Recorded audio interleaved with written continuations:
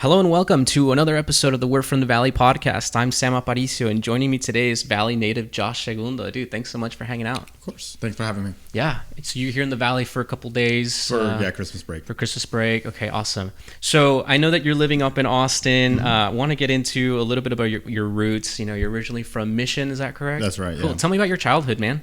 Oh, dang. Okay, we're getting I into... mean, we don't have to go into like specifics in terms of like super deep, but tell me about like growing up here in the Valley. What was your experience like? And then what was it like leaving the Valley? Okay, so first off, I guess my dad is natively from here.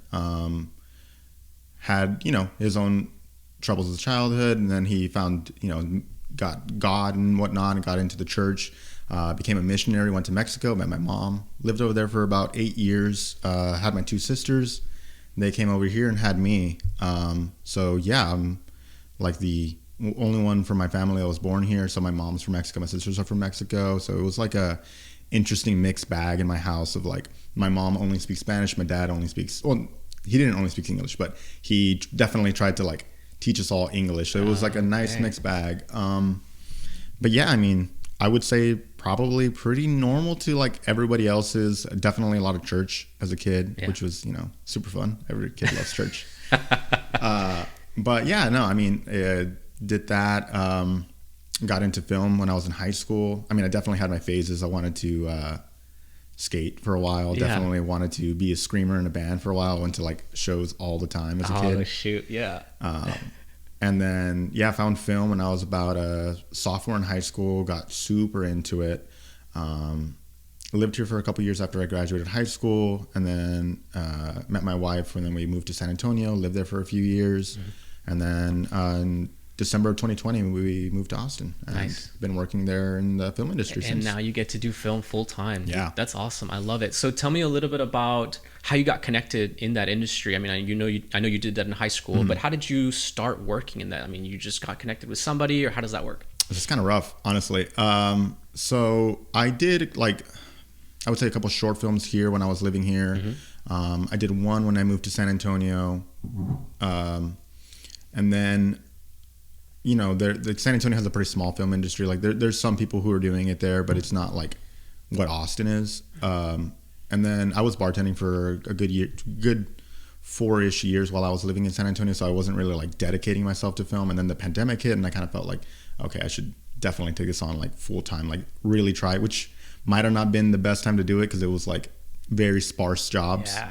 But I did, there's this website called Staff Me Up where basically you can just put your information on there and be like, I'll be a production assistant, which is essentially just being a runner for productions, getting coffees, going to get people's lunches. It's where a lot of people start. No? Yeah, definitely. And then I did that when we moved to Austin, along with like DoorDash was my primary job. It was like, I had 9 years of experience in the restaurant business, and it was impossible to get a job during the pandemic. Dude, I can imagine. So, but I love it. I love the perseverance. So now this is what you do full time, right? So this is where your main income is coming from. Tell me a little bit about some of the projects that you had to work on lately, or that in the past you're like, man, I've been able to participate in this, that you're proud of, and even smaller projects too. Sure.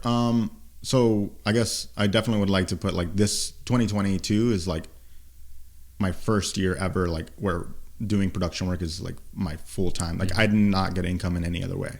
This is like my only job, which was great because in 2021 I still did, some production work, but I still did some door dashing, things like that. But yeah, 2022 was full time filmmaker. Good for you, dude. Incredible. I love that. That's awesome. But yeah, I mean, I work mostly in commercials. I do some music videos. I worked on like a movie for a couple days this year. Movie industry is kind of rough, man. They don't pay too great. So the money is really in the commercials. But I do a lot of things for Dell. I feel like Dell hires me the most. Not specifically them. They hire the company that I work for. Yeah. So I do a lot of jobs for Dell. I've done Michelob Ultra. Cool. Yeah, I mean, country music videos, pop music videos, different stuff like that. Yeah. On location in Austin, or you've traveled outside of Austin, or what? When I was a production assistant, like I traveled to like Houston, St. Louis. I actually did one in Corpus too. I did one here actually, which was funny. Here in McAllen or the Valley? Yeah, I did one here in Mission.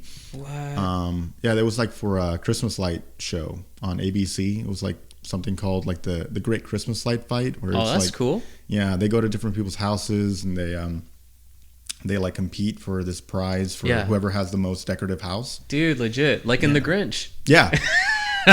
Is it? You know what? I haven't seen that movie since I was a kid. Bro, yeah, in The Grinch, that's when they basically like, it's like the mom, she's like competing against Martha May or whatever in like who has the nicest light set up and all that stuff. So that's cool, man. Yeah, that was like one of my first like professional jobs. Okay. And that was December 2020, and it felt kind of cathartic how like one of my first jobs, like I left to work, you know, in film over there, and then one of the first jobs I do is like, you know, here. I love it, man. Which was really random, but I mean, it full felt circle nice. though, and that's really cool. Like to get that opportunity where, hey man, an opportunity presents itself and you seized it, which is awesome. Yeah, no, I really like it. I mean, I don't think without the pandemic, I would have still done it for sure, but it definitely pushed me to do it like now. Okay. Like go fully into it now. Nice.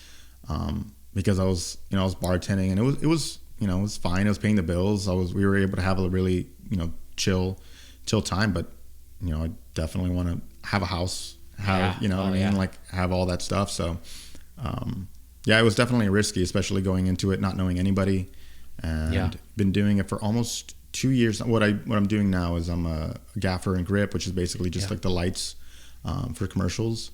Like the electrical component too, right? You oversee that? So I work on the team for it. There's some jobs where I'm like the head. Okay. But you know, there's a lot of really experienced people. So you know, I work with a company there in Austin, where you know I get my jobs through them, and then I work on set for all of these companies. That's awesome, man. I have to commend you because number one, like you said, that's risky, right? You don't know if work's gonna come out of nowhere, right? Like it's not something that's gonna be consistent. But the fact that you were like, you know, stuck through it, obviously you had to do some other odd jobs here and there, which is, I mean, that's the grind, man. But that's freaking awesome to be able to say like, this is what I wanted to do and I stuck through it.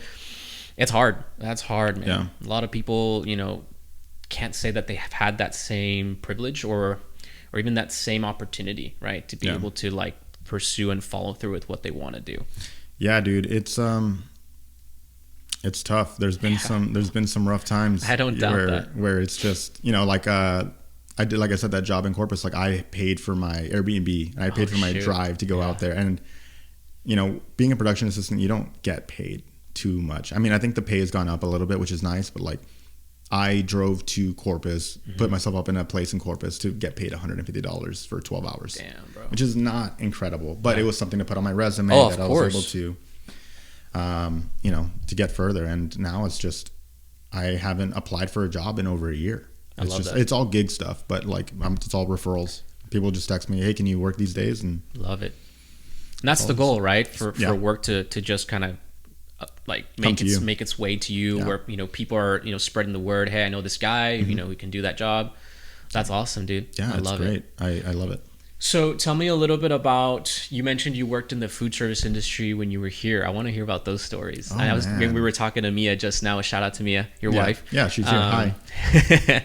and how that you guys met there. So tell me about that, dude. That's really hard too. I think that everybody in the world should work customer service or food service industry at least once to realize how hard that is and to be kinder, man. Yeah, dude, it's rough. So I did it. I started at 16. Okay. There, just running food, and then they put me in the kitchen, which the kitchen is that crazy. Was that your job at Cheddar's or somewhere else? So I've only had like 2 set jobs. Okay. Like I worked for 4 years here at Cheddar's, and then I worked for 4 years at a Mexican restaurant in San Antonio, and then now it's just like what I currently do. So I tend to stick around at jobs a little bit, but yeah, that's fun. Good. That's a good trait to have, man. Yeah. I mean, it means you can, you know, you can follow directions and you have the tenacity, the perseverance, which is extremely important. Which nowadays, I think there's nothing wrong with, you know, continuing to grow in your career if you have to leave jobs, because nowadays, if you want to grow, sometimes you have to leave the job. For sure. You know? Yeah, I think I definitely got that from my dad. My dad got his job where he's still at the day before I was born. What? Yeah, and he's still there. What does he do? He works at GE, like it's like an aviation. General Electric? Yeah, it's General Electric. Okay. It's for their planes, so he like cleans and fixes parts for planes. Wow. Yeah, it's here. And he's been doing that since before you were born? The day before. So. Bro. Yeah, that's almost great. 28 That's years. awesome. Yeah. So yeah, he stuck to it, and he still loves it. So he's like Good for 3 years him. away from retiring. So That's legit. And your folks are still out in Mission? Okay.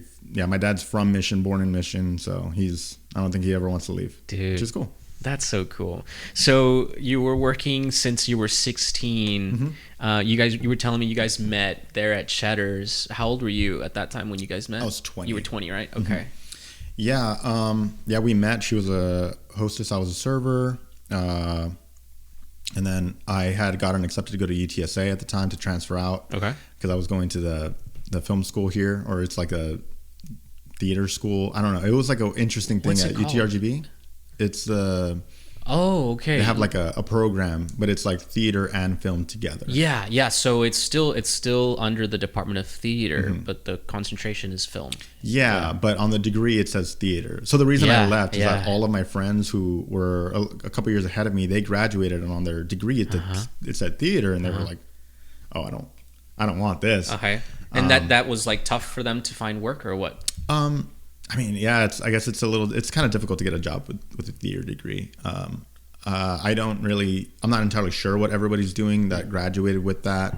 I was only there for about a year and a half because I did my basics, and I kind of wanted to focus on that. And before I got into the program or the department, and once I got in, I was kind of like, oh, I don't think I really want to take sewing classes or. Oh wow! Yeah, or like we had a lighting class. Yeah, that's true. I mean, I'm sure they focus on tech theater too, right? Yeah. Okay. So we had one lighting class, and I never took it because it was lighting for a stage. Okay. And I was like, that's like I want to do film. I don't want to do this. So it's a different dynamic for sure. Definitely. So I transferred out to UTSA, and they had a digital communication degree, and I was like, okay, this is kind of similar to what I want to do. They have editing, they have this, and that. And then when I got there, I found out the editing course was editing papers. What? Yeah. So I was basically an English major at UTSA, so I just dropped out and I never went back to school. That's so weird. Yeah. So I guess it's like more focused towards like journalism then, or what? Yeah, it's more focused towards journalism. And then when I got to Austin, I was kind of, I told my wife like, oh well, maybe I'll try to get into UT and maybe finish my bachelor's, because like I said, I dropped out, and then I'm working there with people, and they're all talking crap like, oh man, that UT, it sucks, like Well, people that had finished their program there at UT, like they're all like kind of it's the same. I think it's the same everywhere, where it's like you make the best of what you got, and I think film school is one of those things where it's like maybe the best thing you get out of it is networking. Okay, is getting to know people who are also getting into there, but that doesn't guarantee you a job, because I've never been hired from like saying that I have a degree. In film, like it's just not. And I think it's also a little naive to think that with a degree a lot of people get that degree and they really struggle to get that job. And like you said, it's very well who like how you network, right? Making those connections is extremely important. That's something that I used to tell when I was working in undergrad admissions. A lot of the students that were like, hey, like I'm interested in this because I want to work in this. And it's like, that's perfect, man. When you get to college, make sure you're networking, make sure you're meeting people, making those connections, because those are the people that maybe down the road are going to say, hey, I know about this job. You'd be perfect for it, right? Or let me put in a good word for you. Whereas a lot of these people, when they fresh out of college, they start to apply for jobs and they get really dejected and kind of like discouraged, because like I'm not getting any jobs. But like that's the job market, man. It's been rough and it's only getting harder. Yeah, I can't imagine. I don't even know what you guys go through. It's tough. But at the end of the day, it teaches you perseverance, that tenacity. It teaches you, it's like, hey, man, I'm going to send, I don't know, 500 resumes, and you just hope that somebody's going to bite or somebody's going to reach back out to you. But one of the things that people don't realize is like, dude, a degree is not going to guarantee you a job. You have to learn how to market yourself. You have to learn how to connect with people. That's extremely important. Those soft skills, like the interpersonal skills, dude, those are invaluable. Yeah, and I think maybe you learn those when you're doing things like service industry stuff. Oh, 100%. You know what I mean? Like you learn all of the way to work. And I feel like maybe, what really got me to moving from being a production assistant to where I'm at now was genuinely just like that I worked. Yeah. You know what I mean? Like I knew what I was doing. And there's a lot of people, like I've heard, stories of other production assistants who they don't know how to drive a van and they'll crash it or something, and then they'll never get hired again. You know what I mean? That's gotta suck. Yeah.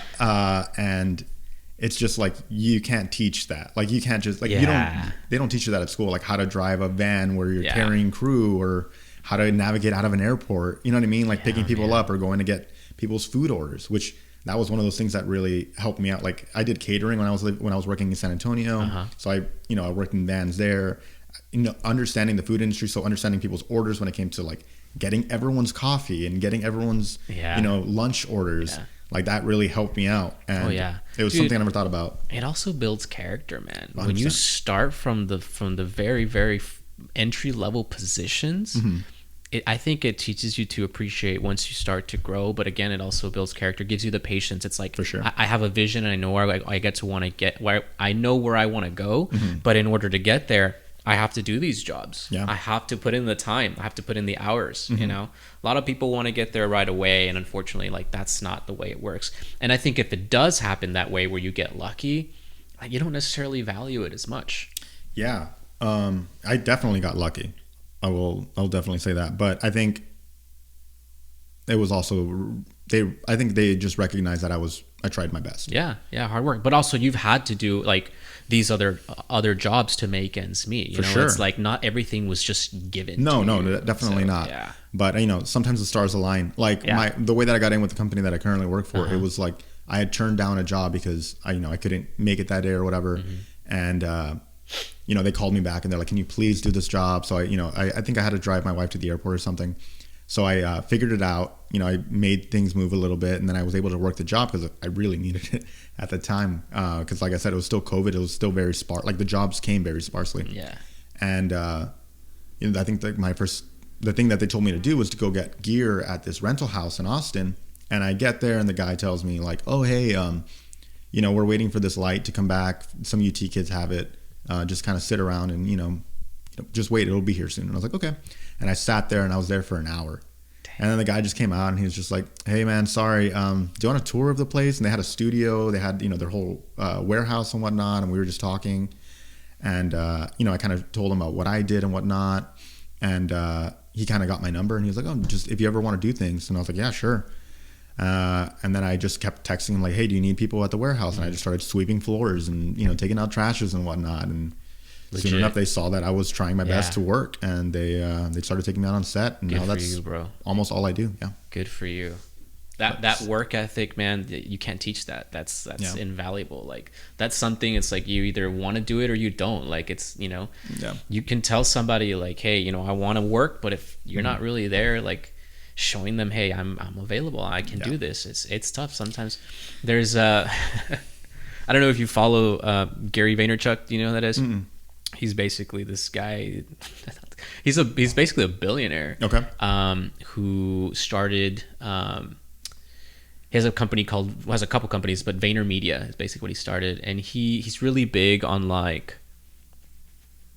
putting in the time, sure, the effort to get to where you want to get. And he started out making videos, just trying out wines. His parents had like a liquor store, okay, and he basically started making videos where he would like try different wines, do like commentary, stuff like that. And he basically said, he's like, "Dude, I made content for 7 years before anybody knew who I was or even gave a fuck." Like, he's like, one of the things you have to realize is sometimes you're gonna have to eat shit, dude, to get to where you want to get. Like, so metaphorically speaking, like, for you sure. have to eat shit, or it's just like doing these jobs where it's like, man, like you're sweeping floors, but because you have a vision in mind. Sure. Does that make sense? Yeah, definitely. And it's one of the most respectful things, because entitlement's a big thing nowadays. And a lot of people feel that they want to, like, "Hey, I don't want to do that." Like, no, hell no. Yeah, I think obviously like the current economic structure is not perfect in the world, but it is what it is. And we can't as an individual change that. So it's like you either play the game or you get played. So you got to work hard. Like, we are in the system that we're currently in, and you gotta, if you want to to get further with what you're doing, you gotta bust ass. You can complain all you want and say it's unfair, but at the end of the day, dude, it's like, hey man, you got to pay bills. That's really what it is. That's kind of the whole thing. And people kind of appreciate that. They see that you go the extra mile. Like the other day I was working on a some job for like some podcast that was in Austin, and I they ask me, can you sweep floors? I'm like, yeah, I'll still do it. I'm the light guy, but I'm not going to go like, oh no, that's not my job. Yeah. If y'all need help, I'm going to help you out. You're not above that. No. I mean, I'll still sweep floors. Who cares? That's awesome, dude. I think it speaks a lot about your character. Yeah. And at the end of the day, like, we need that. Yeah, dude. I mean, I don't know. I think definitely coming from like the service industry and doing all of these like production assistant jobs where you like going and being a runner, basically, it's just, I think it just teaches you that, you have to do everything. You're a part of the job collectively, and nothing's beneath you. No one's, for sure. No one's beneath you. You're not afraid to get a little dirty, get your hands dirty. Yeah, who cares? Yeah, you know what I mean? Like, I'm going to do a job, I'm not just going to stand around just because you're paying me to do this one thing. I mean, if you need help, I'm going to help you out. Yeah. So that's cool, man. I love it. What would you say has been your favorite part of the job now? Like, what are the things you're like, man, this is why I do what I do? I think it's the creative aspect of it. Okay. I think when I got into the lighting department, I was kind of thinking like, well, maybe I'll jump into camera after. But then I don't really have aspirations to be a director of photography, like a cinematographer or anything. So I was like, no, I think I'll stick with this, and I just enjoy shaping scenes with light. That's awesome. It's all about lighting. Yeah. Like anything, the camera just frames. Yeah. Like it can move, it can do whatever it wants, but the beauty of all of it is it comes through lighting, and that's really the fun part. You don't realize it can change the entire mood of the scene, man. I mean, it's lighting is so important. 100%. And so that's so cool, dude. I love that, because this goes beyond like you said, this goes beyond wanting to be a cinematographer or director of photography. It's like, I want to be able to help shape the scene. Yeah. There's so much more that goes into it. For sure. Yeah. And, sometimes like I'll show my dad like, oh, check out this thing that I worked on. And he's like, cool. And I'm like, you don't like the lighting? And he's just like, I guess it looks fine. Dude, I can so relate, bro. Yeah. It's like, and I think it's cool, like, if parents are like supportive, like they don't have to understand everything, and they won't, but I can totally relate. When I would show my parents like some of the projects I've worked on that I'm really proud of, they're like, oh, okay, it's like, I don't get it, but at least the support is good. For sure. That's important. Yeah. They've always definitely been super supportive. Cool, they were just man. like, do whatever you want to do. Like, as long as it it makes you happy. And yeah. That's so cool. Do you feel like in the industry there's a lot of difficult personalities to work with, or if you feel like you haven't had any issues with that? Believe it or not, so we moved to San Antonio because I had a feeling, and this is just completely maybe my own insecurities or whatnot, but I just assumed that people in Austin were going to be a little bit pretentious, pompous, and I was like, I don't want to fucking deal with that, those personalities. Then I moved to Austin, and they were like the sweetest people. Yeah. Like, I don't think I've had a bad interaction with anybody in Austin. Cool. Like, they're the best. Which there's always pretentious people everywhere. Sure. But for so far, you've been... No, it's been great. Good. Yeah, I mean, Awesome. I've been there for 2 years, and I don't think there's like a person that I would go like, I don't want to work with that person. That's cool, I'm sure I'll meet them along the way, but like everyone that I've worked with, I've loved working with them. I love it. They're great. I love it. And they work hard. They're fucking good. They're really fucking good. Yeah. I feel like at the end of the day, Austin is one of those places where people work with what they've got. Like, it's not LA, it's not Hollywood. Sure. I've been out there. I've been to LA, and I feel like LA, dude, it's almost, I love the weather in LA, but I also feel like people, I don't know, it's like everyone has an agenda. Yeah. And of course everyone wants to grow where they're at, right? But I feel like Austin, you still have this, like, not that it's overlooked, but it's not Hollywood. Yeah, it's definitely not, but I feel like I like the feel of it a little bit more. Like, I think at a certain point I viewed Austin as like, a jumping point to go to LA, and now I'm kind of like, I kind of just want to be in Austin. You'd be cool with just staying in Austin and working there. Yeah, I love it. And like, I recently worked on like some like Clorox job, and then we had a crew come from out of town, and I know I was only day playing, so I only worked like one day on this job, and I saw the crew, and I was like, oh, they're a New York crew. And it's so crazy how like now I can just like see people. Oh, so sorry. You're good. I can see people, and I can just know like, oh, you're from New York or you're from LA. Whenever I hear out of town, I can just like totally so notice. Like the mannerisms and how they speak. For sure. That's cool, man. Yeah, New York people are pretty cool. Really? Yeah. And LA people are not so very cool? very cool too.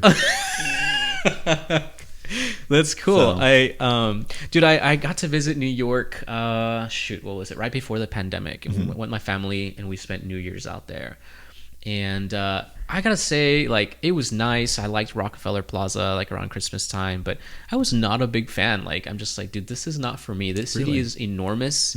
There's too many buildings. Like, I liked Southern California much more in terms of, like I said, like the weather. Yeah, it's great. It's nice mostly year round. I just felt so, like, what's the word I'm looking for? Claustrophobic in that city, man. Also, New York in some areas smells so bad, dude. Yeah. But they've had issues with like, you know, like sewage and then not to mention the rats and There's stuff no like alleys. that. There's no alleys, Yeah. dude. And I mean, you know what the subway situation is like. It's not the best. Dude, I lived in Korea for a year and a half, bro. After Yeah. living in Korea, dude, those subways are pristine. Really? They're clean. They've got super fast Wi-Fi.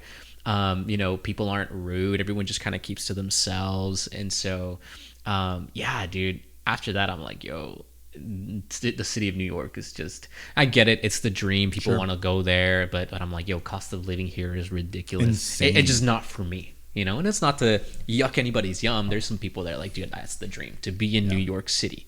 Yeah, I like the sights and stuff like that. But, bro, like, I'm much happier living in a suburb here in the valley than, you know, in NYC. Sure. I've never been out there. Like, somehow, I think since me and I've been together, I've gone to LA like 5 times. Okay. And then we've gone like across, you know, the country, Seattle, Chicago, yada yada yada. Nice. We have Seattle's pretty, bro. I liked it. amazing. Love Yeah. Seattle. Oh, yeah. But somehow we've just kind of avoided New York. Like, I've never been. but- I think, you know, you got to go at least once to Yeah, we check out wanna the go. sites. But I think it was, for me, I don't know, it was anticlimactic because, you know, people like, they set it up for you. Like, New York City is the dream. But I wasn't that all that great for me. Yeah. And everyone's different. You know, Sure. somebody else might love it. And, you know, I have friends that are out there and love it, absolutely. But for me, I think, you know, living in Seoul, Korea was a much better experience because I feel like I don't know, I really blended in well there. You know, even not being Korean, I still feel like I fit in well. People were really kind. That's nice. It was an amazing experience. I was excited to be there, and it really just comes down to like fit, right? You know. But yeah, dude, Southern California is really nice too. I liked it. I don't know if I would ever want to live there because also cost of living is extremely wild. high over there, Wild. man. But it's nice to go and like, Yeah. you know, check out the beach and Sure. ride a bike from Santa Monica to dude, we were talking about skating. Last Yes. time I was there, I rented a bike and I rode from Santa Monica to the skate park at Venice. Okay. And That's not too far, right? No, it's like, Yeah. I don't know, 10, 15 minutes. Yeah. I can't remember. But dude, that was the dream, bro. Like, to go see where a lot of these young skaters start. Sure. People are still there killing Sure. it. It's so fun to watch. Yeah, man. that's like, is that like the Lords of Dogtown spot? Like where like what? the like the Lords of the Dogtown is like it was like a movie back in the day. Oh, I Like, never was, watched like, that Oh one. yeah, it like covers these skaters from like I think like the Oh, early shoot, 90s I or gotta whatnot. watch that. Yeah, it's a pretty good That's movie. cool, man. I thought Lord of Dogtown. Lords of Dogtown. Lords of Dogtown. I believe that's Okay, what I'll it's have called. to check it out. They have definitely recorded, like, they filmed a lot. Hilary Duff's one of Hilary Duff's music videos, and I forget what song it was filmed there. John Mayer, I'm pretty sure John Mayer's Clarity was filmed there as well. Just a bunch of stuff that, I mean, it's like the spot, man. But that skate park, dude, like the little kid in me was just so excited to see that. And it Was it so packed? cool. Yeah, always, man. There was a lot of people, but it was also a really nice day. And like the Santa Monica Pier, dude, so packed. Like, it's Yeah. like on a really nice day. It's like a very touristy place Yeah, to I've been- go. yeah, I've been. It's So for pretty me, it's nice. like, let me just go over here a little bit. Venice is more chill, I guess. But dude, it was amazing. I loved it. Yeah, I Had a love lot of LA. fun. LA's great. I mean, I don't know. Maybe we'll go there one day. Maybe we might move there, but I don't Just know. stay away from downtown LA, dude. Oh, The place yeah. is the worst. It sucks. Yeah, luckily I feel like you know what I do is obviously massive there, so I think I could hit the ground running with Yeah. jobs there, which is nice. But I don't know. Yeah, for sure. That'd be cool. But dude, so tell me, you said that you got into skating too, like when you were a teenager, or at what I age, was or what? younger. I was probably like 10 or 11. Okay. I just started doing it because I feel like I was the youngest friend of like our friend group, which was all for like friends from church. Yeah. Like Gilbert. Yeah. Rios being one of Shout them. out to buddy Shout out Gilbert. and they were about 3 years older than me, and I just kind of wanted to keep up with them. So I would just picked up skating about 10. I think they were around 13, 14 when they were doing it. and I was very bad at it. Everyone is, man. Yeah. Nobody starts off good at skating. And then I think the most I could do was like a ollie and a pop shove it. Nice. And I could kind of ride. I'm also left-handed, Okay, which cool. really complicated things for me skating wise. Yeah. Because I would, what is it called? Like Goofy, and regular. Mongo. Yeah. So I would like push off, I guess Mongo. Oh, it was Mongo. That's where you do both things.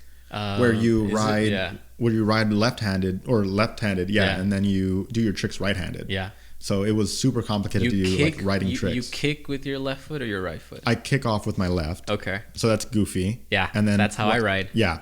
And then I would have to switch when I would try to get on the board to do my tricks right-handed. Because I would kick off with my right when I would do a trick. Nice. So it was Dude, that's so cool. Yeah. And you lasted what, maybe a couple years, or how long did you skate for? I think maybe about 10, 11 to like 13, 14. Okay. So I did it for a few years. Dude, it was kind of like a fad, I would say, for sure. And then I loved it, man. I haven't done it since.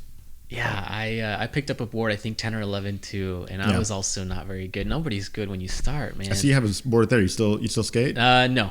I try. And I've been wanting to pick it up, but that's really more of a when you have adult money and you want to buy. Sure. Because when I started boarding, dude, like I didn't have money, and like I wanted my parents to buy me a skateboard. My dad bought me a Walmart board, man. That's how I started, and I learned how to kickflip with that thing. And so, like, wow, those things were really tough. They were really thick. Yeah, and the wheels they were heavy, good. dude. They were heavy, and so I started about maybe 10 or 11 too. And probably did it from like 5th grade through like 7th grade. 8th grade I probably stopped, but I had a lot of fun, man. I was really big into, like, I was a big fan of Bam Margera, Tony Hawk. That era was so fun, dude. Yeah, Tony Hawk's Pro Skaters, those video games, they were so fun. And so I would skate and like, maybe ollie. Probably the varials were probably the hardest tricks. I never hit a 360, man. Like I wasn't that good. No. I didn't ride any ramps or anything like that. I think that would have been cool. Yeah, it was scary for sure. I was so scared. It was scary, but dude, that era, and I think a lot of was influenced by the music I listened to. Like for sure. I was huge on Blink, huge on Green Day. Gotcha. Did you listen to any of that growing up? Yeah, I think I liked Green Day a little bit more than Blink. I like Blink. I'm actually like, Chewy gets mad at me all the time because I'm always like, like Blink's just like not really my thing. Like he scolded me. I'm surprised he still talks to you, dude. I know he loves Blink. But I guess I don't know. I feel like I kind of got into it a little bit later, like with more screamo stuff, like Under Oath, Devil Wears Prada, all of those bands. So I was maybe about 2005, 2006 when I was getting into it. Okay. I think Blink and Green Day and all those bands were like 2002, 2003. Dude, no, man. Blink, shoot. 94, I think, was when they released Cheshire Cat. That was and Green Day started before them. So, man. I guess they started kind of really hitting it big once they released their album Enema of the State, which was, I think, 99. And they had released like All the Small Things and What's My Age Again. And that's kind of what put them on the map, dude. They blew up. But, Green is awesome, dude. I love them. I still listen to their stuff to this day. Yeah, it was just, I guess that was not really my thing, like the punk era of it all. Gotcha. But, that's why I started playing guitar, man. Yeah, Blink and Green Day, that pop punk music was what got me, and those were like the kind of like the gateway bands. Started getting into like heavier stuff. Like I started getting into emo like in middle school. My Chemical Romance, and then I started getting into Silverstein and Senses Fail, and those were my gateway bands into heavier stuff. You talked about Under Oath. Yeah. Arnie, the one of my best friends, the drummer. Well, you remember him probably, no? I remember Scarlett O'Hara, and I remember Far From Peril. Yeah. So he was the one who introduced me to like Under Oath and like Seosin and all these bands. Yeah. And so dude, those were the gateway bands for me. Did you go to that show that was like Under Oath, August Burns Red? At Las Palmas? Dude, it was incredible. It was amazing. One of the best shows I've ever been to. August Burns Red was incredible. Emery was there too. Dude. It was like a stacked concert. Oh yeah, Seosin, Under Oath. Dude, it was incredible. I loved getting to see that. It was such a great show. Dude, I love that you were a part of the music scene. That's massive. So awesome.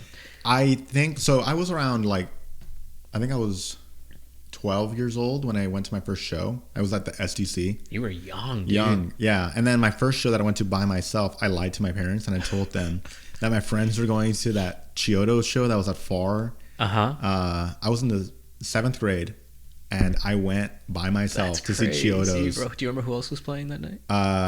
Sonny Moore was doing a solo thing. Oh, shoot. And then the Requested opened the show. You're kidding. Yeah. Dude, that's awesome. So I love it. Hey, I have to shout out to Dex and Arnie. Josh, you have the Far From Peril EP that we released. This was maybe 2008. Yeah. This is crazy, bro. The fact that you have this is incredible, and you are fucking real for that. Yeah, I got that at the incubator. I remember that day. I might have actually bought it from you. I was so at that age, I guess I couldn't necessarily like distinguish like big bands from like local bands. Like I was as into the local bands as I was to like that's the massive awesome, bands. dude. I love that. Like my favorite band, was The Requested. Like I loved The Requested. No, dude. I mean, that's so awesome. Yeah. That's incredible, man. I remember the first time we started playing shows and we got connected with The Requested. Like, I loved it because, I mean, they were all older than us. I was a kid, man. Arnie and I were 15 when we started playing in the band. Gotcha. And everyone else was, like, more experienced. They knew what was up. So it was really cool. Like, you know, they were really kind to us, and they just kind of invited us to hang out with them. And so I get that. Like, you know, when you see these guys and, like, dude, it's so fun to watch them. And so absolutely, man. That's so cool. Yeah, dude. Yeah, I loved it. I would go to all the local shows too. So I sold you this CD? I believe you did. Dude, that's crazy. I was going to ask you, do you think we ever had a chance to connect back then? Probably. But again, like I was kind of like, oh no, these are the guys from Far From Peril. Like, bro, come on. I know. But the thing is, like, I was like 12. I was like a 12 or 13-year-old kid. That's true. I think you're 2-3 years younger than me. What year did you graduate high school? 2013. 2013. Yeah, I'm 2010. Yeah. So you're about 3 years younger than me. I remember I was trying to find my own MySpace page because I would go to shows with like my dad's camera and just take photos of everybody. And I remember I had it on my MySpace profile. I had some photos from Far From Peril. What? And I just could not find my Dude, MySpace. that's amazing. But I love the fact that you were around and that you were there to support us, that you bought the EP, man. Yeah. Like, that means so much. For sure, yeah. To me, bro. Yeah, I would, you know, put this on rotation with like all the other stuff I had. Yeah, I really liked it. Dude, we actually recorded this in Dexter's grandpa's studio. Incredible gentleman. He's an amazing musician, and everything was analog, bro. Interesting. No Pro Tools, no GarageBand, no Logic, none of that. Everything was analog. He would record like, I think, Tejano bands, bro. Cool. And so we would record almost like live to tape. Okay. Like everything at the same time. And it was so fun to be able to have that experience. Because later we ended up recording with Charlie Vela, you know, awesome engineer. And he would do some really cool work. And the stuff that like we started with, it was like, dude, like this is raw, very raw. Yeah, you can definitely hear it. It sounds very like garage, like it's like people just like in a garage. But if anything, it kind of gives you like, it's like shooting something on film. Like it gives you a vibe. Exactly.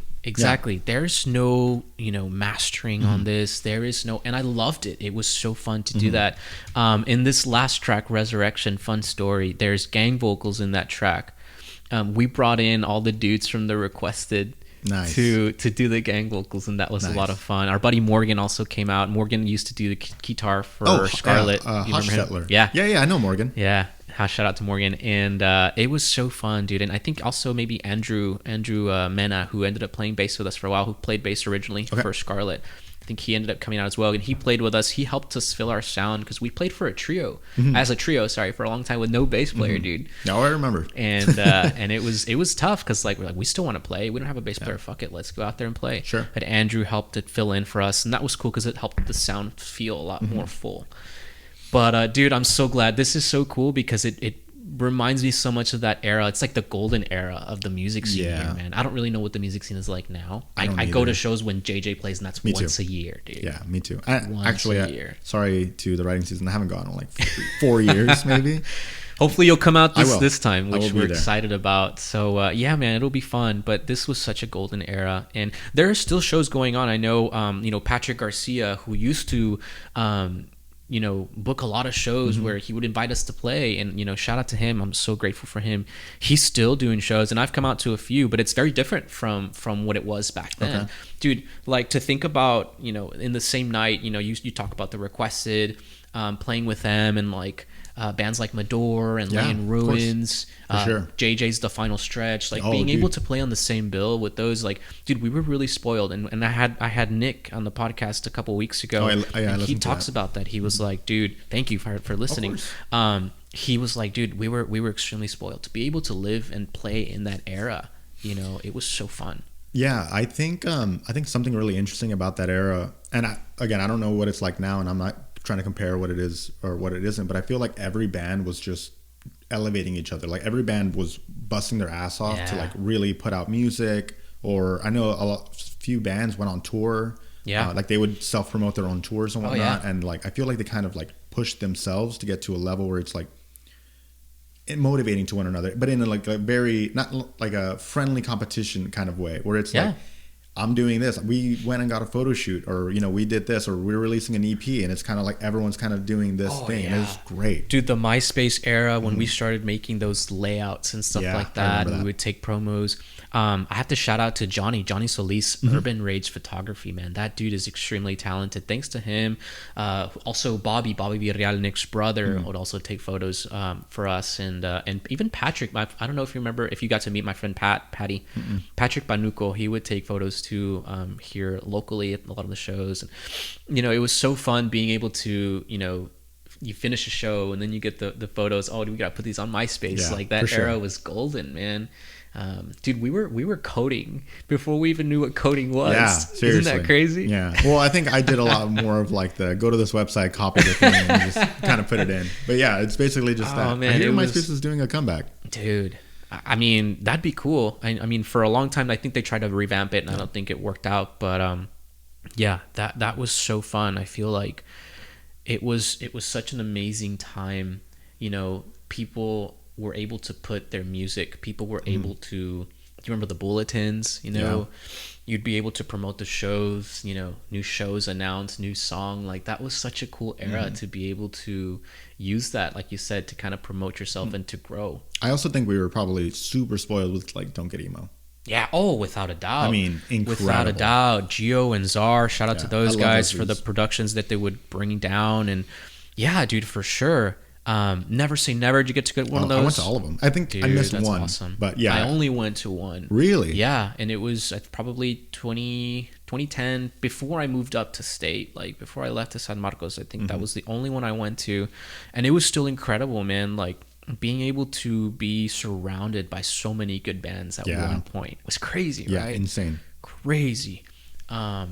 The 3 stages. I mean, they really. Do you have any favorites that you're like, dude, this was the best one that I went to? Not Never Say Never, but just in general, like shows that you got to come down to, or that you got to go to. Maybe that Under Oath August Dread one is probably like a pretty big one for me. Such a good one.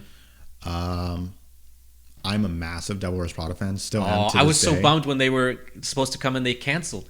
With I think it was them and Chiodos. Oh, that was supposed like to be at 2006 or 2007. Yeah, I remember that. And then Chiodos came back and did the show at FAR that I went to. Gotcha. But Prada was like forever ago. Didn't get a chance to. They didn't come back for like many years later. But when I saw the Devil Wears Prada for the first time, oh my god, it was like that's awesome, my favorite thing. And then I've seen them like, I don't know, 8 times since. That's so cool. I've met them. They're super nice people. Yeah, but they were like fundamental to. I have a Devil Wears Prada tattoo. Like that's how much I love. Dude, that really? band. You have to show me, dude. I still remember. You remember when like YouTube was barely starting to become a thing, I guess, and they had videos from them at Cornerstone. Oh, do you remember that? I've seen that video a million times. Half of those views are mine. Like I've seen it so many times. It's crazy, man. It's so crazy how they started like literally from nothing, bro. Yeah, there's days where I'll be like just in my room and I'll show Mia like, hey, check out this thing, and she's like, yeah, it's cool. Mia's like, yeah, babe, I've seen this 100 times. You've shown this to me many times, and I'm like, but look, they're just on dirt. Dude, they're just playing it on dirt. Literally, bro. It was such an intimate setting, right? Yeah. That's what was cool about the VFW. Yes, you get to shows at VFW for sure. The touring bands that would come to VFW, like it's like, dude, there's no stage. The sound sucks. It's pretty bad, but it's very intimate, and that was so cool, man. I saw some really good bands there. Bless the Fall, Alisana. Jeez. Shoot, man, there were some really great bands, and then STC threw some really good shows. I got to see. Do you remember the Main? Like when they were really big. I do. I think the first show I ever went to was Mayday Parade and that's a great Power one. Space. Power Space. Yeah, like those dude, they bands. rocked. Yeah. Just Surrender was on that. Yes. And I believe the Final Stretch opened that. Did they? The first band I ever saw was the Final Stretch. I actually remember, I have a very vivid memory of watching JJ put on like a ketchup or like a mustard costume. Because it was like a Halloween show. And I was like, and it was my first concert ever. I was 12 years old. Man. Yeah. That you remember that is incredible. Yeah. Dude, my first show was Lay in Ruins. I was like, what the heck is Nice. going on? Nice. I was like, Lay in this is Ruins was crazy. heavy. This is crazy. And I told Nick, I was like, dude, I didn't listen to that music, but I Yeah. was like so just blown away. Yeah. I was like, these kids are, everyone's going crazy. It's the just moshing insane. inside. Yeah, people loved Lay in Ruins. The, They were the massive. hardcore dancing at the VFW. I missed the Incubator. The Incubator was my favorite. That was great. That was the It was best. such a great stage. It was like, it wasn't a huge venue, but it was, I mean, there's so many good bands. Yeah. Dude, we got to open up for the Chariot at the Incubator, and I was like, dude, what the heck? Like, Yeah. if you had told me a couple years before that, hey, like, you're gonna get a chance to open for the Chariot, I'd be like, what the hell? That band is insane. Yeah, they're huge. Insane. They recently broke up, right? Like a few years back. Dude, they've been broken up for a while, I think. But I remember Josh Scoggins, the vocalist, ended up doing his own side project for a while. I don't know exactly when they broken up. I haven't kept up with any of their music for a while. But dude, I remember seeing like their shows, and like they would bring props like tires, dude, and like throw them in the crowd. It would just Yeah, why remember not? Josh Scoggins like hanging from the freaking ceiling and Yeah. stuff like that. I'd be like, yo, these guys are nuts. Yeah. But it was so fun to watch that. I mean, what a time. So dude, you were really big into the screamo era then. Big time. Okay. So funny story. Well, it's not. I guess it's not too funny of a story, but pretty weird thing. Remember Asking Alexandria? Like they were a huge band. I saw them still have a band. at Never Say Never. Oh, okay. Well, I saw them open for Evergreen Terrace Okay. at the Incubator for like Oh, their shoot. first show or whatever. And I, for some reason, and maybe I was just an annoying kid, but I talked to Danny from Asking Alexandria for like 20 minutes outside. But he was like having a conversation Cool. with me, and I guess I felt like I think about it now. I was like, man, I was probably annoying the crap out of that guy, but he was just. But it was a talking to cool me experience super for you, nice. bro, and that's Yeah. cool of him to be able to do that, to take the Yeah, time to yeah, do and that. then after that they blew up. They were just a Yeah. huge band. But yeah, I mean, I Yeah, saw they blew up. massive bands in like a really small intimate venue here, Yeah. and like here, Yeah. like the closest big city is what, San Antonio. It's like 4 hours. Yeah, from here. man, you're absolutely right. I mean, Don't Get Emo brought down a whole bunch of really crazy good bands that we're glad that they came down to McAllen. Sure, You know. 100%. Dude, did you ever get into like some of those non-screamo bands like Hey Monday or We Are the In Crowd?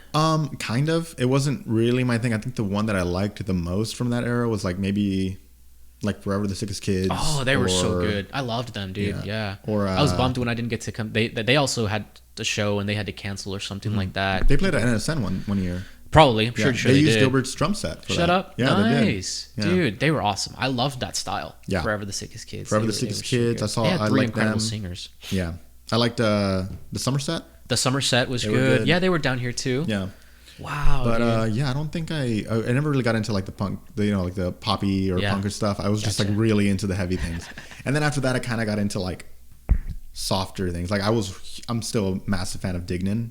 Oh, Like dude. love Dignan, or like They Mean Us. Dude, those guys were awesome. We got to share the stage with Dignan and They Mean Us, and they were so fun to watch because it was a different style.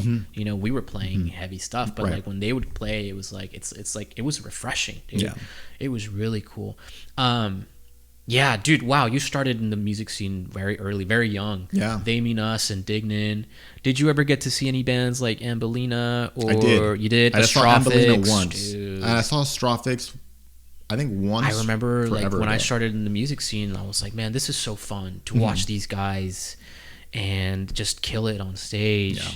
It was so cool. And that's why I liked also the final stretch because Yeah. it was like, it was refreshing, right? Like just from seeing so many screamo bands and then you see like the non-screamo bands, like that was, or not even just like non-screamo, but like non-metal, Sure. right? Like in general, it was really cool to see clean vocals and like see some really talented musicians come out of the valley. I've been trying to like nudge at Chewy to like bring back the final stretch. I'm like, dude, just do it once. Like, I would come love on. that. I would love it. And then Hector from the final stretch is like massive. Yeah, on YouTube. man. Like that just- dude is yeah. he's been fucking killing it for years. He's been ahead of his time for a long Yeah. time, dude. Yeah. Like I remember when he would start he was really good at like the graphic design and creating the layouts. He was a visionary and extremely talented motherfucker. That dude can drum.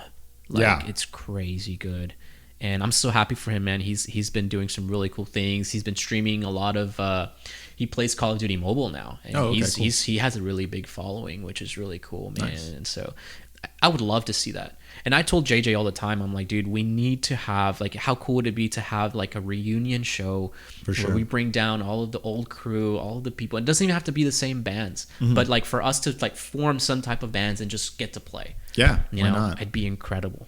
Were you there that like final requested show at NSN when I think it was like JJ and I'm not sure who else got on stage. Like they just basically gave their instruments to other people and they just finished off the song. I don't think so. No, I don't think I got to come to that one. That might have been one. like 2014, 2015. Really? It was great. If that was 2014, I was finishing up at Texas State. If it was 2015, I was already living in Korea, dude. Oh, yeah. I graduated from Texas State May of 2014, and December of that same year, I flew out to Korea, and so all of 2015, I was over there. Gotcha. Which is crazy, man. Yeah. Crazy to think of how long has passed since that time. Yeah, no, dude, it feels like a lifetime ago. Yeah. Would you go back? Oh, 100%. I don't know if I would go back to live Okay. again. I would like to go back to do like maybe like 6 months of just Korean language learning. I loved learning Korean. I can still speak like basic, right? Like I can get around by myself in the city. That's great. Which is amazing. But I wanted to become fluent, bro. That was my goal. I know if I had given it more time, I for sure would have. Sure. It just, I had to come back. And I was teaching, but I didn't want to teach long term, you know? And so I actually have plans to hopefully go visit this year again. Oh, that's great. And Korea's like a second home to me, man. Like I get there, I know exactly where to go. I can get on the subway, go into the city. Nice. And I love that. That's what I want to do. Just kind of roam around, connect with old friends that I have out there. And yeah, man, I met a lot of really cool people. I was playing guitar in my local church out there, and that was really cool because I was able to connect with a lot of people. But I really do miss it. Korea for me really is like a second home. That's great, dude. Yeah. I would love to visit. Like, dude, if you ever get a chance to go, shoot, man, if you need a tour guide, let me know. I'll come and show you. It's amazing, man. The food's amazing. The people are extremely kind. The country is very easy to navigate. It's very cheap to use the public transportation system. We don't need a car. And shoot, man, if you're cool with trying different cuisine, I love Korean food. Yeah, that's all man. I care about. Like I hate picky eaters. Like I told my wife, like, if you were a picky eater, I think this wouldn't have worked. Dude, I'm a huge fan of Anthony Bourdain. Oh, me too. He's one of my favorite storytellers. But he talks about the ability to be able to connect with people through food. Yeah. Like that's one of the best things in life. 100%. And it's so true. But dude, Korean barbecue, I'm sure that you love that. We go all the time. Exactly. All the time. Well, in Korea, it is way cheaper and way better, bro. Okay. Where do you go? You go in Austin? Yeah. You go Korea House or where? Korea House is really good. So good. Chosun Kalbi is good. I don't think I've been there. That's right off 35, kind of. Okay. Like going towards like north. I think it's like past airport, if I'm not mistaken. Okay. You have to hit me. You have to send me that place. Yeah. I would totally go. It's pricey, dude. Yeah. But it's so good. We go to Charm. It's a little bit more north, place? like near Pflugerville. Oh, okay. But it's really good. So like entering Pflugerville, because I know off Anderson Lane, there's a lot of like Asian stores in that area. I think it's 35 and Howard. Okay. Like it's right off Howard. Yeah. So you're going a little bit further. Okay. Yeah, you're going Dude, more that's north. awesome. Oh, I freaking love Korean barbecue. Yeah. So, man, I always tell people, like, you want to go to Korea? Let's go. Let's take off. We'll take maybe a week trip to be out there. You know? Is it cheaper than Japan? Yes. It's cheaper than Japan. Maybe we might do that. Dude, it's awesome. And Japan's amazing, too. I got to go before I moved back from Korea. But, yes, it is cheaper. Mm-hmm. And it's also easier to navigate. Okay. Because it's smaller and also like the subway system has more English translations than in Japan. Japan does have some English translations, but there's some stations that don't necessarily have it. So yeah, it's tough. Getting lost there is like, oh shoot, you know. Yeah, we went to France this past year. Ooh, nice. And it was kind of tough. Where were you? What city? We went to Paris and then Nice. So we just kind of went along the French Riviera and the bottom. I love it. And then we went to Spain, which is amazing. Where'd you go? Madrid, Barcelona. Okay. Incredible. Dude. Barcelona. I would love to go, but I want to go to like the places where nobody goes, like the rural areas. Yeah. Or even like Granada, or somewhere like Malaga, or somewhere where it's like the coast. It's really pretty and stuff like that. I mean, I'm sure it's pretty everywhere, but like somewhere where you can like walk around the beach and stuff like that. Dude, if you ever go to like the French Riviera, like all the cities on the southern coast of France is gorgeous. We went and it just timed out that the Cannes Film Festival was there. And so we just took a train and we just went to Cannes and we saw a movie on the beach. And it was amazing. Dude, hell yeah. What an experience. Dude, yeah, I Europe's on my list. I haven't gotten a chance to go, but I will definitely plan to go hopefully soon and just kind of wander around. That's what I want to do. Like, don't even give me a freaking itinerary. Let me just wander around. Yeah. Paris, if you go to Paris, go for like a week because it is massive. Yeah, I'm sure it is. It's massive. I'm sure it is, dude. I want to be a tourist in Paris. I know.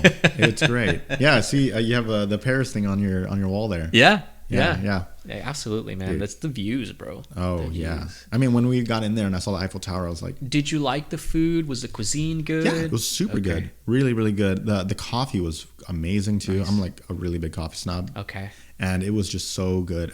We went to a coffee shop right before we were going to go to Versailles. Okay. And I asked for a pour over, and the lady was like, "No, I don't want to make it." And I was like, "Bro, that's when you know the place is legit. Yeah. They tell you what you're gonna order." Yeah. She was like, "No, you can have a drip." That's hilarious. And I was like, I kind of want to pour over. And she's like, "I don't want to make that." And she's like, "Here you go." And I was like, "All right." And it was still great. It was good. So, yeah, it was great. Nice. So, Man, I wonder what it's like for Americans, like when they experience that. You know, it's like I'm used to that. Koreans. Well, the older Korean ladies are like that. Yeah. They're like, "No, it's too much to make. You should order this." So I'm like, okay, fine, that's cool. If you're telling me, I'll just trust you. But I know that there's some people that are like, nah, like I'm very set on what I want to have, and that's totally fine. Sure. But I'm sure that that's tough for Americans when they're over there. Yeah, you know? they don't love you over there, but it's fine because we're in their space. Exactly, dude. 100%. One of the things that would always like surprised me was when I was in Korea. People would always ask me like, "Hey, why are you studying Korean?" It's like, what do you mean? Why am I studying Korean?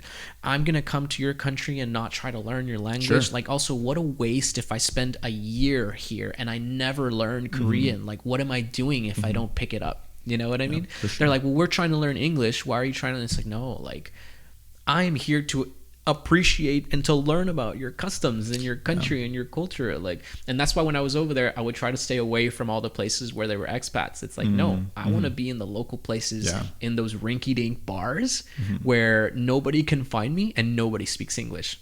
That's how you learn, man. Yeah, definitely. That's definitely how you learn. But I think in a way, like, maybe you can relate to this as well, is like, we don't necessarily appreciate what we have, and maybe that's what they're experiencing. Like, why are you doing what we're doing? It's absolutely true. So absolutely. Like, we leave the valley specifically, and then we kind of miss it.